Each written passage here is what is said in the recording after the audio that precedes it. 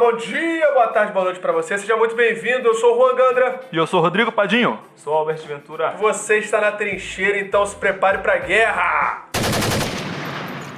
Pessoal, hoje a gente vai dar continuidade ao estudo, né, dos 10 mandamentos. A gente vai estudar hoje o primeiro mandamento, né? Pegar a primeira parte ali dos 10 mandamentos.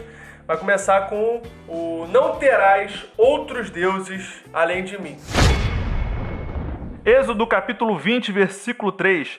Não terás outros deuses além de mim. Não farás para ti nenhum ídolo, nenhuma imagem de qualquer coisa no céu, na terra ou nas águas debaixo da terra. Não te prostrarás diante deles, nem lhe prestarás culto, porque eu, o Senhor, o teu Deus, sou Deus zeloso, que castiga os filhos pelo pecado dos pais até a 3ª e 4ª geração daqueles que me desprezam. Mas trato com bondade até 1000 gerações aos que me amam e obedecem aos meus mandamentos. Para poder contextualizar para a galera que está ouvindo, o último podcast que a gente fez sobre os 10 mandamentos não foi sobre o primeiro mandamento. O primeiro mandamento é hoje. Foi sobre eu sou o Senhor, o teu Deus que tirou da terra do Egito, né? E Deus falou essas palavras. O judeu, rapidinho, só te cortando, o judeu acredita que esse é o primeiro. Esse é o primeiro porque lá não é judaica. Mandamento, né? Lá seria as 10 afirmações. Então esse seria o primeiro. Eu sou o Senhor teu Deus. Mas para conceito cristão, a gente crê que o primeiro mandamento é não terás outros deuses. Isso foi concebido aí pela história da igreja e aceito pela história da igreja, e pela igreja no geral. Nesse podcast passado falamos sobre quem estava dando o mandamento. Porque o mandamento não foi por Moisés, não veio através de Moisés, não veio através de homem nenhum. Porque se viesse através de um homem qualquer, isso seria um problema. Mas porque o mandamento veio de Deus, ele tem validade. A própria mão de Deus escreveu os 10 mandamentos. Imagina como é que seria a caligrafia de Deus. Pô, deve ser top, ele deve ter feito uma caligrafia boa, será que não? Letrinha. Será que a letra de Deus era feia? Será que a letra de forma? Defina feio. Será que com letra de forma? Enfim. Qual foi o idioma que ele escreveu? Foi hebraico? Aramaico? Hebraico, né? Hebraico, né? Sei lá, mano. O primeiro mandamento é contra a idolatria, né? Não terás outros deuses além de mim. A gente precisa primeiro lançar um fundamento nisso daí, né? Por que é importante esse mandamento? Por que é importante pro povo judeu? Por isso que a Bíblia fala que ficaram de fora os cães, mano. Precisa ficar de fora. Imagina no céu, Deus preparando a ceia e o cachorro latindo. Não pode. Cachorrada. Pode, mano. Primeiro a gente precisa entender por que é importante esse mandamento pro judeu, né? Lá atrás. Vamos pensar lá atrás. Por que Deus trouxe isso à tona? O pano de fundo, né, cara? Os judeus, aqui quando Moisés estava dando os 10 mandamentos, eles vieram da terra do Egito. E não só o Egito era um povo idólatra, mas também um povo... Toda aquela sociedade, né? O povo vizinho entre o povo de Israel, eles cultuavam o Deus que davam coisas. Por exemplo, os egípcios cultuavam o Deus Sol. Tinha o Deus Sol, o Deus da chuva, o Deus da fertilidade, o Deus da agricultura. Ou seja, era sempre um Deus para cada coisa, um Deus que dava alguma coisa, né?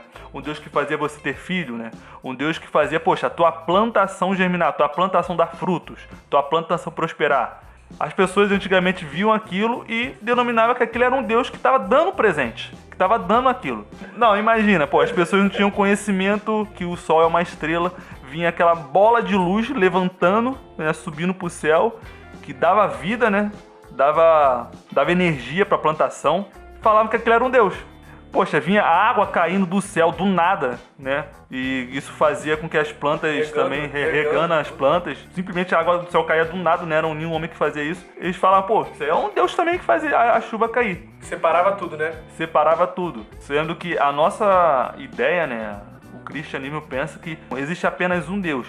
Todos os outros deuses, na verdade, né? Deuses com D minúsculo, entre aspas, foram inventados. Existe apenas um Deus que é o Deus que faz o sol nascer, o Deus que faz a água da chuva cair. O Deus que criou todas as coisas. Os apologetas também, nos primeiros séculos, eles ficavam argumentando com os gregos, né? Existia muita discussão nesse sentido, porque era o politeísmo muito forte. Exatamente por conta disso. O Deus da chuva, o Deus do mar, o Deus sol. O panteão grego, né? É o panteão grego. Então, e eles discutiam sempre. E se você for olhar por essa ótica, não faz sentido também, porque o panteão grego existiam deuses que invejavam um ao outro, um querendo ser mais poderoso que o outro, um querendo usurpar o trono do outro, porque o Deus mais forte sempre sempre vai querer prevalecer sobre o Deus mais fraco. Então, o controle do mundo tá sempre em guerra, né? Tá sempre em guerra. E a ótica também é assim, qual é o Deus mais bondoso? Qual é o Deus mais amoroso? Qual é o Deus que salva mais, que se preocupa mais com a humanidade? Esse Deus, ele merece ser adorado. Então esse Deus, ele vai ter ciúme dos outros. É normal. Quando a gente olha para Cristo, quando a gente olha para Deus Pai e a gente vê o quão Ele é amoroso, o quão Ele é bondoso, o quão Ele se preocupa com a salvação da humanidade, a gente percebe que Ele merece ser adorado. E se Ele não for adorado, é exatamente o que a gente vê aqui nos 10 mandamentos. Não tenho nenhum Deus diante de mim. Ele fala isso por amor, sim, mas também por merecimento, porque Deus é o único que merece ser adorado. E maneiro também que você está falando sobre os deuses gregos, os deuses antigos, né? Vamos falar nas culturas antigas em geral. Eram deuses que cobravam do povo algo para que ele pudesse executar aquilo que ele executa. Exemplo, beleza, você quer fertilidade? Então você precisa fazer tal coisa para poder merecer. Oferecer algum sacrifício. Isso aí, me traz alguma coisa aí. Muito bem colocado, né? Porque antigamente, acho que era o deus Moloque, né? Que as pessoas sacrificavam os filhos recém-nascidos, né? queimavam, tipo assim, né? Você quer tal coisa? Então tá bom, mata o seu filho pra mim. E a gente vê em Deus o completo oposto. Deus não pediu nada pro povo para que o povo... para que ele fosse o Deus do povo. Ele mesmo é quem fazia tudo e tudo aquilo já demonstrava a graça de Deus lá do início. Lá desde sempre. E porque ele merecia ser seguido, né? Exatamente. Então, por exemplo, os irmãos lá, um mata o outro, Caim e Abel. Então, Deus chega pra Caim, cadê teu irmão, Caim? Aí Caim vai peitar Deus. Por acaso eu sou responsável pelo meu irmão agora? Você que tem que saber onde é que ele tá, pô. Tô conjecturando aqui, né? Tô criando uma história, lógico que não foi desse jeito, eu acho que ele não foi desse jeito. jeito. Que não era tutor. Foi pior, né? Eu não sou tutor do meu irmão. Eu não sou tutor do meu irmão, ou seja, essa responsabilidade é tua, Deus. Então não era pra você estar me perguntando isso. É mais ou menos isso. E aí, Deus fala pra ele, não, agora você vai ser errante, você vai sair. Aí ele fica com medo. Aí ele, vai dar ruim. Se eu sair daqui, o pessoal vai querer, mano, me degolar, vai querer me bigodar tranquilo, vai querer me matar fácil. Por quê? Matei meu irmão à toa. Deus, com sua graça, faz o quê? Eles não vão te matar. Vou te colocar um sinal. Então isso já demonstra que, mesmo o ser humano sendo pecador, Deus já demonstra a sua graça, Deus já mostra a sua graça desde lá do Antigo Testamento. Então, quando a gente enxerga Deus falando assim, vocês não vão ter outros deuses além de mim, eu enxergo Deus falando assim, cara, eu vou cuidar de você. Eu vou cuidar de você de uma forma que você mesmo não vai poder cuidar. Porque se Caim sai, não quer saber? Se Caim toma essa decisão, agora eu vou ser errante no mundo. É 3 passos e guilhotina. Então o melhor se fazer é realmente seguir a Deus, não adorar outros deuses. E Deus, ele não é carente. Deus, ele não precisa de, não, poxa, vocês têm que me adorar, gente. Ninguém curtiu minha foto hoje. Poxa, tadinho de mim. Criei tudo aqui, criei tudo pra vocês aqui. E ninguém curte minha foto no Instagram. Ninguém me deu um like. Ninguém falou que eu tô bonito hoje. Ninguém compartilhou nada, meu. Saca? Deus fala isso simplesmente pelo bem da própria humanidade. É melhor pro ser humano adorar a Deus. É melhor pro ser humano não ser politeísta, mas ter o Deus como o único e suficiente, né? Deus da sua vida. Mas também lógico que não é prioridade, porque realmente ele quer o bem da humanidade, só que ele fala lá em Isaías, a minha glória eu não darei a outrem. Sim. A minha honra eu não darei a imagem de escultura. Quer dizer, a imagem de escultura que não ouve, tem ouvido, mas não ouve, tem olho, mas não vê, tem pé, mas não anda. Parece que tem uma pegadinha. O que é o que é? Tem boca, mas não fala. Tem olho, mas não vê. Tem ouvido, mas não escuta. Ídolo. Mas agora, pegando essa ideia, complicando ainda mais a pergunta, né? Botando uma pergunta ainda mais maliciosa no jogo. A gente viu aqui que a ideia cristã é que os outros deuses não existem e que, diferente do panteão grego, o controle do mundo não está em guerra, não está em briga. Existe um no comando. Sim. Um soberano lá. Um soberano. A gente viu que também que Deus, ele merece. Ele não só exige, mas ele merece. Se a gente for ver pela própria lógica, ele merece. Ele mesmo se apresenta como merecedor. Eu sou o Senhor teu Deus que te tirei da terra do Egito. Então a gente até falou sobre isso. Ele poderia ter falado, eu sou o Senhor teu Deus que te criei. Ele tem diversos motivos, né? Pra poder ser adorado. Mas aqui agora, por exemplo, tinha o povo de Israel que cultuavam o nosso Deus, né? Deus Jeová. Mas qual era o problema lá de um povo pagão, sei lá, o povo de Filístia cultuava, sei lá, fala um nome aleatório de um deus aí. Lagabai. Qual o problema de um povo estrangeiro cultuar o deus Lagabai? Poxa, por que Deus exige que ele deva ser um cultuado? Realmente é um problema ter algum outro povo que cultua algum outro Deus? Qual a problemática? Queria saber. Eu tenho a minha resposta, mas queria saber de vocês. Não, agora você tem a resposta, você fala. Já que você tem a resposta... Quando você tem apenas um Deus, que é soberano sobre toda a humanidade, toda a raça humana, você faz com que toda a raça humana seja irmã uma da outra. Se você tiver várias sociedades, várias raças humanas, cada um tem o seu Deus, cada um tem sua cultura. Aliás, cada cultura tem o seu Deus. Você cria vários grupinhos, várias sociedades. Que pode até se matar, se quiser. Então, por exemplo, Albert, se você tem lá o seu povo, a sua família, a sua tribo, que cultua só o seu Deus, você não vai me ver como irmão. Não, você só vai ver só os dos seus como irmão. Eu não vou ser igual perante você.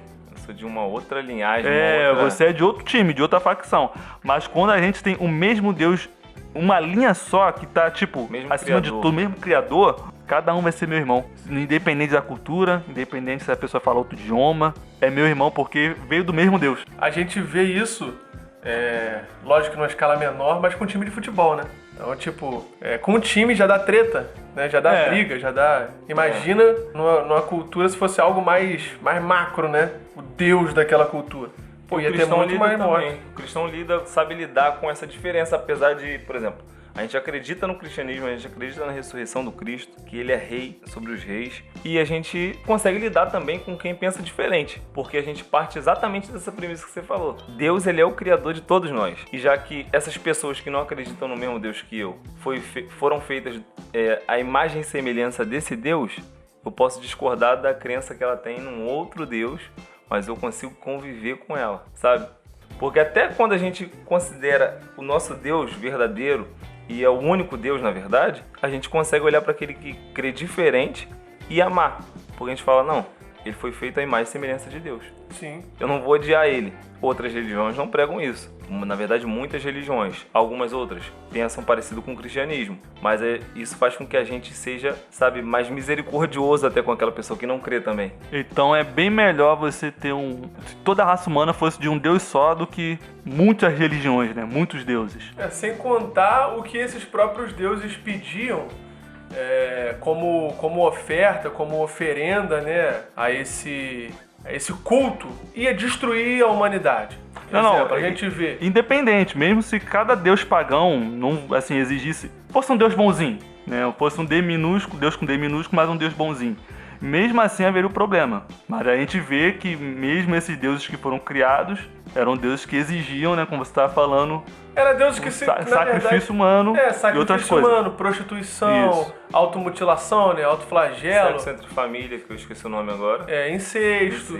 Então a gente vê que isso degrada o ser humano. Mas também a gente vê alguns desses deuses aí como uma expressão do desejo do ser humano por prazeres, né? Misturado também com as intenções do diabo. Isso Paulo aí. fala, esses deuses são demônios, né? Paulo fala isso aí abertamente. C.S. Lewis, no livro Os Quatro Amores, tá até aí na mesa aí, ele fala disso. Ele fala que todo amor que você coloca acima de Deus, como no lugar de Deus, ele tem potencial para se tornar um demônio, e ele vai se tornar um demônio. Rapidinho, você falou aqui que o livro, né, tá aqui na mesa, mas a galera não tá vendo, né? Tá só ouvindo. Vou fazer uma CMR aqui, gente. O livro tá aqui na minha mão. Ó, tô folheando o livro aqui. Você não pode estar vendo, mas pode... Mas tá sentindo. Tá sentindo, tá ouvindo. Você vai ver aqui, ó. Tô esfregando aqui o livro, tá? C.S. Lewis, Os Quatro Amores. Para com isso. Ué, quer falar que o livro tá na mesma, a galera não tá vendo. Tá vendo? O pessoal não investe, pô, não ajuda. A gente poderia estar com a câmera aqui agora, não poderia? Poderia muito bem estar agora. Você poderia estar vendo o livro agora. Não tá vendo porque não quer, pô. O link tá aí na descrição aí, ó. O link tá aí. Apoia-se. Ah, não quero dar pelo Apoia-se, não. Manda aí no privado que a gente manda o Pix, pô. A gente manda o Pix e ajuda a gente. Já ia ver o livro aqui. Já ia poder contemplar a beleza do livro. Mas voltando pro assunto. Uma outra coisa também que a gente pode acabar caindo, né, em trazer um descrédito pra esse versículo, pra esse mandamento, é que, tudo bem, Albert, o Albert, o Rodrigo e o Juan, vocês estão falando isso, mas hoje em dia ninguém cultua mais a Moloque, ninguém cultua mais a outros deuses, nesse jeito não. Isso aí então tá ultrapassado. Não tá. Será que esse mandamento realmente ainda vale para os dias de hoje, tendo em vista que a gente não adora mais esses deuses? Ninguém mais adora Júpiter, sei lá, eu acho que não. Não é nem questão que vale, né? É questão de ser relevante pros dias de hoje. É importante essa idolatria. Quais seriam os deuses contemporâneos? Porque só mudou o nome, né? Só mudou o nome, os deuses continuam aí. Deus da sociedade pós-moderna, né? Antigamente, e a gente pensa que idolatria se remete só ao deus pagão, ao deus Apolo, ao deus Júpiter, ao deus Moloque. Só quando tem que ser um deus arcaico. Antigão. Tem que ser um deus com nome antigo, que ninguém, nem existe mais. Eu queria comprar uma estatuazinha de Vênus pra eu poder botar lá em casa, pra poder adorar Vênus. Deus de Tutankhamon. O cara vai pegar um planeta pra se mandar, adora Vênus aí. Mas o deus agora da sociedade pós-moderna, a gente pode englobar. É o dinheiro. A fama. Principalmente a fama, cara. A política também. A política. Quantas pessoas não idolatram o governo, né? O Estado. O estudo, cara. O intelecto. O intelecto em si, né? Você achar que por você estar fazendo uma faculdade ou algo, você colocar a sua faculdade, o seu estudo acima de tudo. A gente vê isso como um problemão. Porque isso não é sinal de que você está mais próximo de Deus. A gente vê isso aí na série de anime do Death Note, né? O cara lá, o Kira, né? Ele percebeu que ele é um ser superior porque ele era inteligente. Uma coisa que só o Albert entendeu, mas o Juan acho que não vai captar, não. Eu tô aqui só concordando. Eu tô aqui pra concordar. Eu acredito em você, cara. Eu acredito que nessa série tem isso mesmo. Era um camarada que ele se achava inteligente, ele realmente era inteligente, e por causa disso ele se achava o direito de eliminar. O senso de justiça dele era Ele deturpado. escolhia quem matava, quem podia morrer ou quem podia viver. E por ele ser uma pessoa inteligente, ele se julgava o deus do novo mundo. Entendi. Tipo ditadores comunistas, então, né? Tipo isso. Tipo o Hitler, né? O Hitler se achava no direito de matar pessoas por achar que a sua raça era uma raça superior à raça do judeu, por exemplo. Era uma idolatria à raça, né? Uma idolatria à raça, à política também, ao seu próprio intelecto. Não sei se você sabe, mas diversos médicos apoiaram a ideia de Hitler. Não só de Hitler, mas de Mao Tse Tung também. Se você não sabe quem é Mao Tse Tung, é um cara que, pra mim, na minha opinião, foi pior do que Hitler. Foi. Até coisas boas também podem se tornar idolatria, então... Por exemplo, o amor, né? O amor pode se tornar idolatria. Você pode matar por amor. Mas eu amo aquela pessoa. Você não pode encostar nela, eu vou te matar porque você encostou no meu ídolo. O evangelho deturpado pode virar uma idolatria. Também.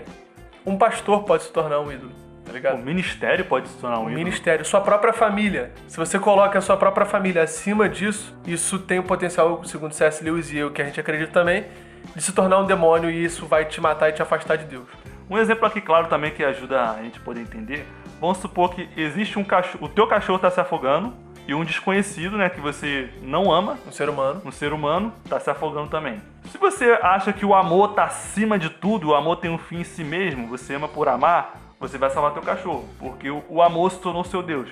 Mas se você entende que, a tua emoção não tá em jogo, o desconhecido, que por mais que você não conheça, foi feito igual você, né, do mesmo Deus, é teu irmão, imagem e semelhança de Cristo. Mesma semelhança do mesmo Deus, você vai salvar esse desconhecido. Ou seja, quando você leva o amor ao status de um Deus, você vai fazer aquilo que teu amor vai governar, né? Vai dizer. Você perde a humanidade. Perde a humanidade, perfeito. Mas pelo menos meu cachorro não discute comigo.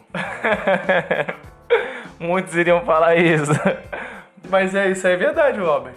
Muita gente pode chegar a essa conclusão. E se você pensou isso antes do Albert falar, se arrependa. Temos um FAQ, não sei se é um FAQ ou Pecados Modernos. Pecados Modernos, idolatria, né? A gente fala sobre idolatria pet. E é justamente isso, cara. São pecados que trazem esse mal. E como a gente tinha falado, né? Tem pessoas cristãs, cara, que não se arrependem disso. Eles acham que estão com a razão. Pior que tem mesmo, cara. Pior que tem mesmo. Um outro exemplo, que até o Juan disse, né? Que o Deus pagão, ele sempre exigia algo pro Deus te dar alguma coisa. Ou seja, você sacrificava algo para esse Deus em troca de querer alguma coisa. Trazendo, né, para a sociedade pós-moderna, aquele exemplo que a gente já citou aqui uma vez, do rapaz, acho que lá do Japão. Ele vendeu um rim para poder comprar, acho que um iPad. Ai, foi, velho. Foi lá no ano de 2011. A nova tecnologia que surgiu, tá bombando no ano de 2011. Não sei qual modelo. Foi iPhone 12 agora? iPhone Isso. Pro Max 2.0. O cara chegou a vender um rim. Ou seja, por mais que os deuses são... E vendeu um rim de verdade. Não é igual a gente fala assim, caraca, pra poder comprar isso aí tem que vender um rim. Não foi meme. Ele vendeu de verdade. Ele fez uma cirurgia, tirou o rim e vendeu. Ou seja, por mais que os deuses de lá dos tempos bíblicos pra hoje são diferentes, a mecânica do culto é o mesmo. Você oferece algo em sacrifício. O cara ofereceu o próprio rim. Ele sacrificou o rim, sacrificou algo dele pra poder ter o que ele quer, né? A oferenda do Deus. O presente que Deus dele dava pra ele. Ou o próprio Deus dele, né? Nesse caso aí, foi o próprio Deus, a tecnologia. A nossa felicidade pode ser o nosso Deus, né, cara?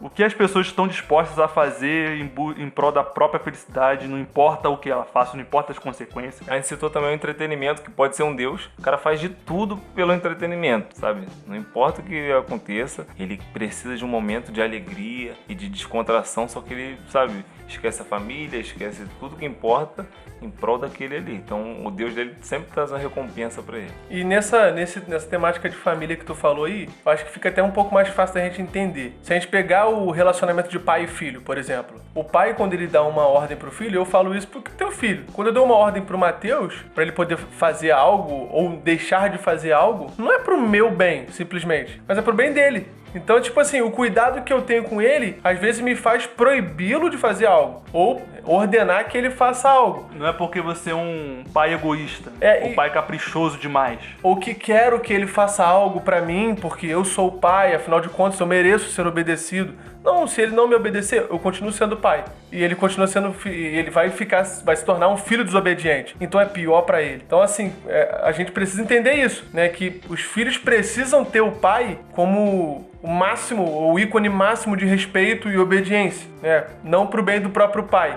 Vou obedecer meu pai pro bem do meu pai. Não, vou obedecer meu pai pro meu bem, né? E aquela frase, não, quando você crescer você vai entender. Quando você tiver mais velho você vai entender. E realmente entende, né? E a gente, quando fica maduro na fé, ou quando a gente passa por alguma coisa que Deus disse não pra gente, quando a gente amadurece, a gente fala, caraca, Deus tinha razão. Deus estava certo mais uma vez. Foi melhor ter obedecido a Deus, né, do que ter insistido nos meus caprichos. A gente sempre quebra a cara, quando a gente deposita a nossa esperança, o nosso tempo, o nosso amor em algo que não é o verdadeiro Deus. Não só pessoas fora da igreja, mas às vezes a gente mesmo acha que Deus não deveria ter agido assim.